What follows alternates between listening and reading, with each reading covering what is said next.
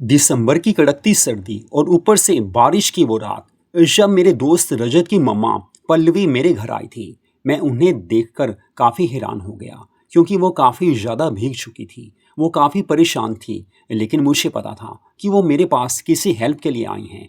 और मैं उनसे काफ़ी प्यार भी करता था, मैं उन्हें पसंद करता था। मेरे लिए वो काफ़ी ज़्यादा रिस्पेक्टेड भी थी। लेकिन मुझे खुशी हुई कि चलो वो मेरे घर आई हैं। मधु लव स्टोरीज चैनल पर ये कहानी आप सुन रहे हो। कहानी बड़ी प्यारी है। मेरा नाम दीपक है। मेरे दोस्त का नाम रजत है। हम दोनों स्कूल टाइम से साथ ही पढ़ते थे। कॉलेज टाइम में भी हम दोनों साथ थे। दोस्ती अच्छी थी। वैसे भी जब दोस्ती अच्छी हो तो जिंदगी में कोई कमी महसूस नहीं होती। कहते हैं कि एक अच्छा दोस्त हमेशा जीवन में खुशियां लेकर आता है। एक दोस्त हो लेकिन अच्छा हो तो जिंदगी खूबसूरत बन जाती है। तो रजत से मेरी काफ़ी अच्छी दोस्ती थी। उसके घर मैं जाया करता था। स्कूल टाइम में तो उसके घर मैं ज़्यादा कभी नहीं गया। लेकिन जब कॉलेज टाइम आ गया तो उस समय वो मुझे कहता था कि देख दीपक, अब हम काफ़ी बड़े हो गए हैं। पहले तू शर्म करता था, हमारे घर नहीं आता था, लेकिन अब तू समझदार हो गया है, तो घर पर आ जाया कर। तो मैंने कहा हाँ, मैं अब आया करूँगा। तो उसके घर जब मैं पहली बार गया था तो मैंने उसकी मम्मा पल्लवी को देखा। उस समय उन्होंने गुलाबी साड़ी डाली हुई थी। वो काफ़ी ज़्यादा क्यूट लग रही थी, काफ़ी ज़्यादा यंग लग रही थी। मैंने विश्वास ही नहीं किया कि रजत की ये मम्मा हो सकती हैं। बड़े प्यार से, बड़े अच्छे ढंग से उन्होंने मुझसे बात की। मुझे काफ़ी अच्छा लगा।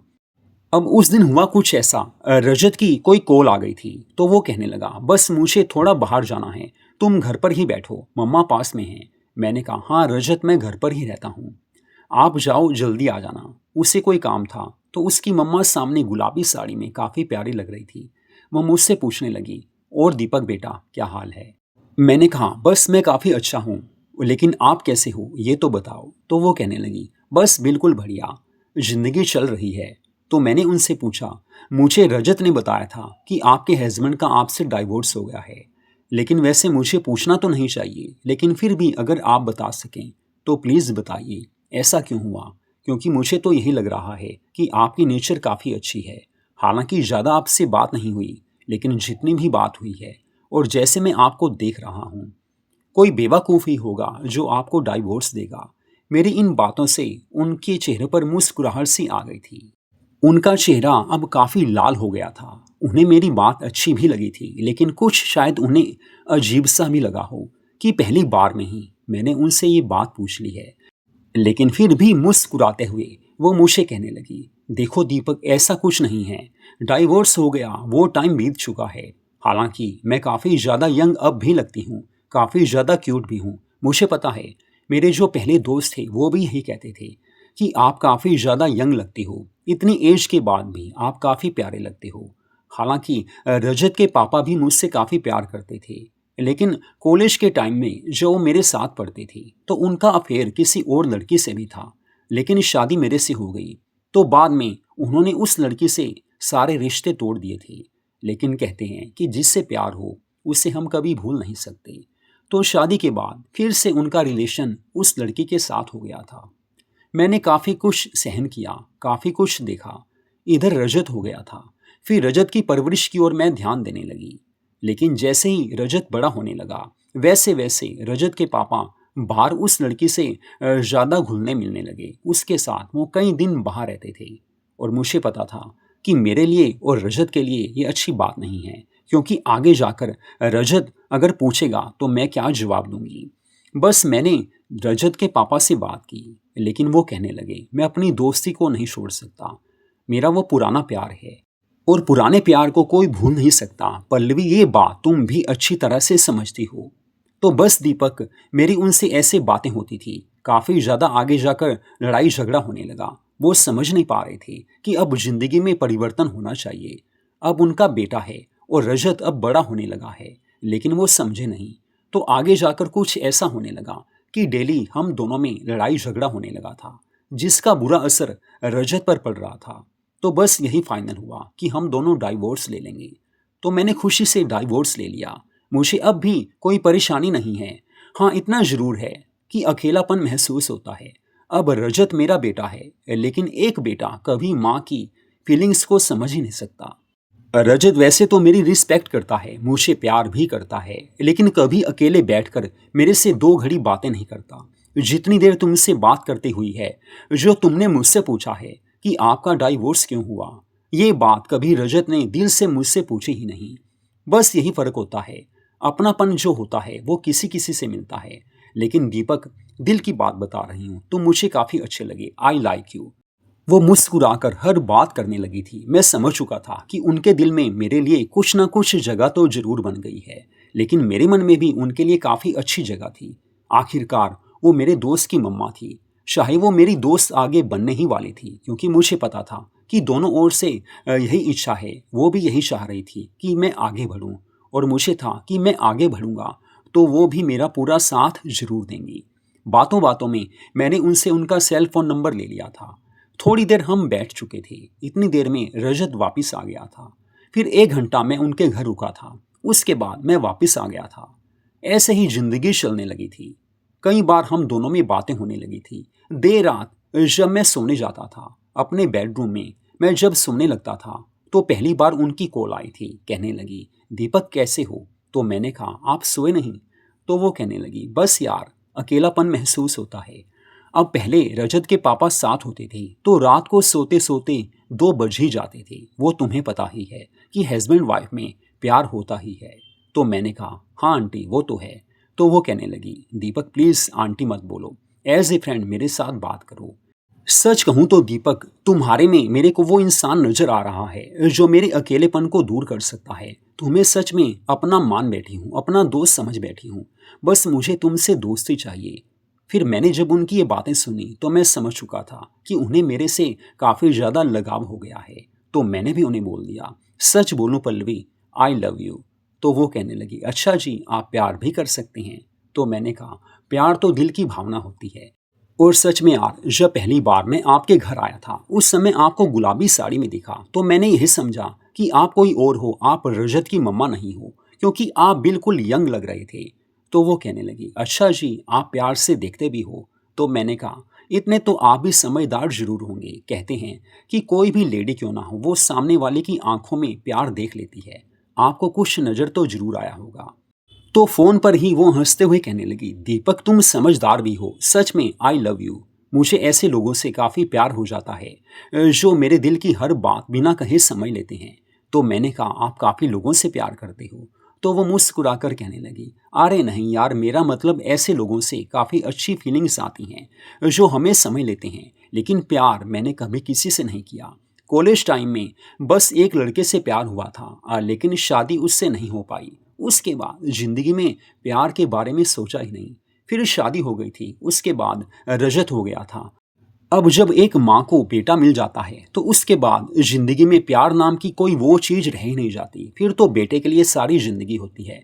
लेकिन रजत के पापा से जैसे ही डाइवोर्स हुआ फिर से अकेलापन महसूस होने लगा। मुझे पता है कि कैसे मैंने जाग जाग कर रातें काटी हैं, कैसे मैं रो रो कर अपना वक्त बिताया करती थी। रजत छोटा था उस समय भी मुझे काफ़ी ऐसा फील होता था कि कोई ऐसा हो जिसको मैं प्यार दे सकूं, जिसका प्यार मुझे मिल सके। वो इमोशनल सी हो गई थी। मैंने देखा वो काफ़ी ज़्यादा प्यार से बात कर रही हैं, और काफ़ी ज़्यादा उस समय वो परेशान भी हो गई थी। पुराने बीते दिनों को याद करके वो कुछ परेशान सी हो गई थी। लेकिन मैंने उस समय देख लिया था कि इनसे प्यार की बात करनी ही होगी। उस समय मैंने उन्हें बोला, देखो पल्लवी, आई लाइक यू, और सच में बोलूं तो आई लव यू। आप अच्छे इंसान हो, काफ़ी सुंदर हो और काफ़ी समझदार भी हो। जिंदगी का हर एक्सपीरियंस आपको है। प्यार आपने सिर्फ एक इंसान से किया था, लेकिन शादी उससे हो नहीं पाई। लेकिन अब मुझे आपका प्यार चाहिए, आपका अपनापन चाहिए, आपकी दोस्ती चाहिए। हम दोनों का अकेलापन दूर हो जाएगा, बस और कुछ नहीं चाहिए। हम दोनों अच्छे दोस्त बनकर रहेंगे, और जिंदगी में एक अच्छा दोस्त हो तो हमेशा का प्यार हमें मिल ही जाता है। वो मुस्कुराकर कहने लगी, हाँ दीपक बात तो सही है, आई ऑल्सो लव यू। मेरा भी अकेलापन अब दूर हो जाएगा। फिर हम दोनों काफ़ी बातें करने लगे, प्यार की बातें हुई, जी भरकर हर बात हुई। हर रोज हम दोनों में कुछ न कुछ बातें होती ही रहती थी। बातों बातों में उन्होंने मुझे बताया कि रजत बस किसी लड़की से प्यार करने लगा है और उससे जल्दी शादी करने वाला है। इस समय तक मेरी जॉब भी लग गई थी, रजत की जॉब भी लग गई थी।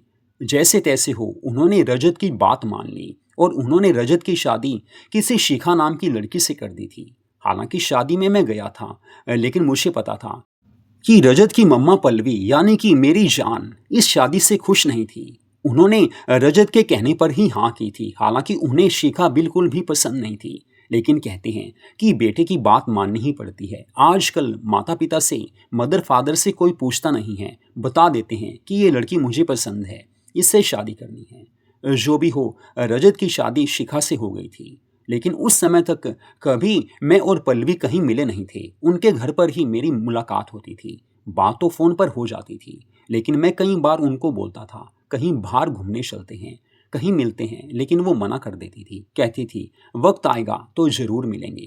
मुझे भी लगा था कि चलो, जब दिल का प्यार है तो मिलना ज़रूरी नहीं है। वैसे जब मौका लगता था मैं उनके घर उनको मिलकर ज़रूर आता था, और वो भी मुझे पूरा प्यार देती थी, दिल से बात करती थी। और प्यार तो ज़रूरी है ज़िंदगी में। अगर खुशियाँ चाहिए तो प्यार किसी न किसी से होना ही चाहिए।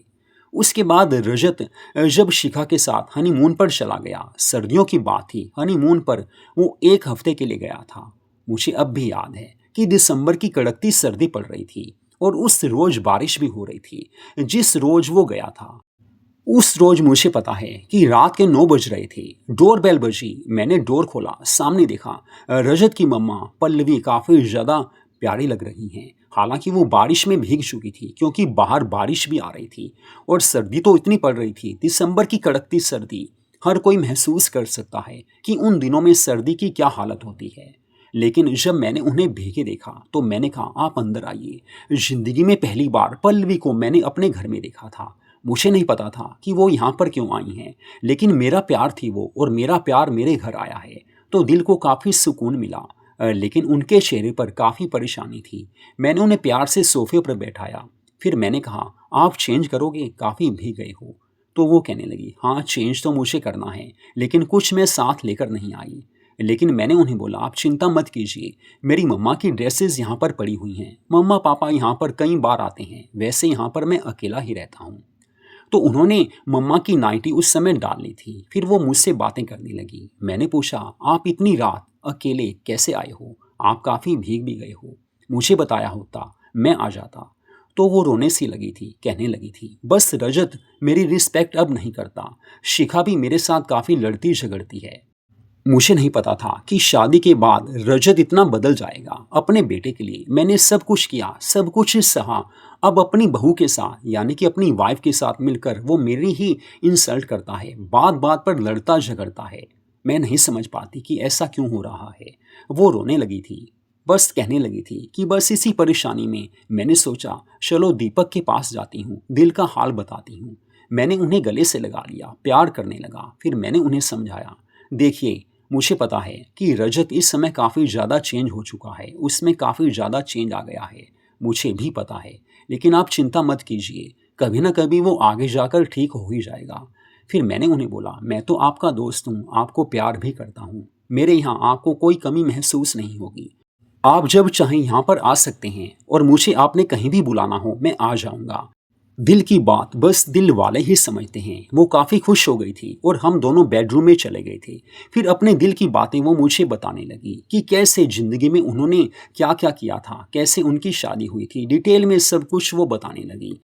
उनकी दिल से मैं रिस्पेक्ट करता था, लेकिन प्यार भी उन्हें काफ़ी ज़्यादा करता था, और वो भी मुझे काफ़ी ज़्यादा प्यार करती थी। लेकिन उस रात ज़िंदगी की वो खुशी उन्होंने मुझे दी थी, दिल की हर बात बताई थी, प्यार हुआ था। लेकिन यहाँ पर जब रजत और शिखा हनीमून से वापस आई तो उनमें लड़ाई झगड़ा काफ़ी ज़्यादा होने लगा था। यानी कि रजत और उसकी मम्मा में काफ़ी लड़ाई झगड़ा होने लगा था। रजत अपनी वाइफ शिखा के साथ अलग घर में जाकर रहने लगा था। रजत से अब मेरी दोस्ती भी लगभग टूट चुकी थी। हम दोनों अब बात करना भी बंद कर चुके थे। लेकिन पल्लवी को मैं अब भी काफ़ी ज़्यादा प्यार करता था। हफ्तों उसके घर में जाकर रहता था और हफ्तों वो भी मेरे घर आकर रहती थी। हम दोनों में इतना प्यार हो गया कि हम दोनों एक दूसरे को अपना हमदम समझने लगे थे। दोस्ती थी, प्यार था, इंसानियत का रिश्ता था। आज भी मुझे जी भरकर अपना प्यार देती हैं। एक लेडी जो कि काफ़ी ज़्यादा परेशान हो, अकेलापन महसूस करती हो, उसे हम सहारा देते हैं, अच्छे दोस्त बनकर रहते हैं, तो वो हमें पूरा प्यार देगी ही देगी। तो हम दोनों अब भी काफ़ी प्यार से रहते हैं। तो मधु लव स्टोरीज चैनल पर यह कहानी आपने सुनी। ऐसी प्यार भरी रोमांटिक कहानियों को सुनने के लिए हमारे चैनल को सब्सक्राइब जरूर कीजिए।